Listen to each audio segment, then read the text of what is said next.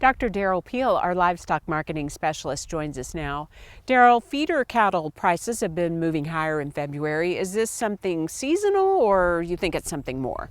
Well, you know, last year we saw a strong uptrend in feeder cattle prices through most of the year, especially for the lightweight calves. And in fact, the first week of February, like a 500-pound steer calf in Oklahoma actually set a new all-time record high price. So, it's the time of year seasonally when we would expect to see prices go up, but I think most of this is really the underlying general trend up in prices. We're seeing all of the feeder cattle prices moving up at this point in time.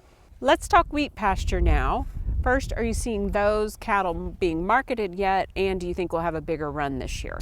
Well, we know we had more cattle out on wheat this year, and so, in total, yes, there will be more cattle moving. I think they're beginning to move. I haven't talked directly to the agronomists, but, the indications are that probably because of the warm conditions we've had, a lot of the wheat is probably reaching first hollow stem a little bit earlier than usual, depending on where you are in the state and what variety and so on. So I think we're beginning to see those cattle move. In total, I think we'll move more cattle than we have the last year or two. Whether or not they'll be bunched up in a really big run for a week or two, that happens some years. I think they'll be a little bit more strung out this year. What are you seeing so far with beef production this year? Well, again, if you go back to last year, beef production started to fall. We had record beef production in 2022. It was down 4.7% in 2023.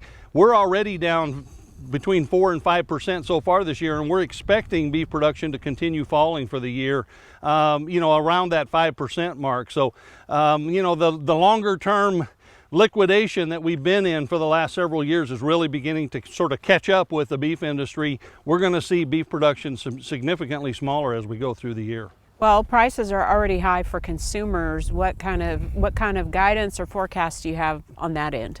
Well, beef production is falling, so tighter supplies suggest that we're certainly not going to see any relief on these beef prices. I do expect wholesale and retail prices probably to continue to push a little bit higher. Obviously there's resistance there to some extent, but as the supply tightens up, some consumers will make significant changes in their consumption behavior. There won't be as much beef, so not everybody's going to eat as much beef as they have been. And that probably means that for the remainder, we're going to use higher prices to figure out sort of who wants it the most and ration that smaller supply.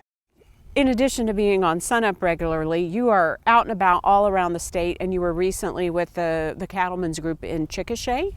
Yeah, that's right. That Chickasha Cattlemen's Group has met early mornings on Tuesday mornings for a long time, couple times a month. And so I go down there 2 or 3 times a year typically. I enjoy visiting with that group a lot. They're always eager to hear what I think about cattle markets, but they also have a lot of questions and so on. They're typical of a lot of producer audiences right now, obviously liking the cattle market story we're telling right now with higher prices, but also a lot of questions about just exactly, how it's going to play out in the future. How long will it last? How high will it go? And these are things that we don't know exact answers to, but we can sure talk about kind of the situation we're in. We've gotten the inventory numbers recently, so we have a lot of things to talk about in terms of what we expect going forward. Okay, you're a guy who puts a lot of miles on the old Subaru, right? That's for sure. All right, Derrell, thanks a lot. We'll see you next time.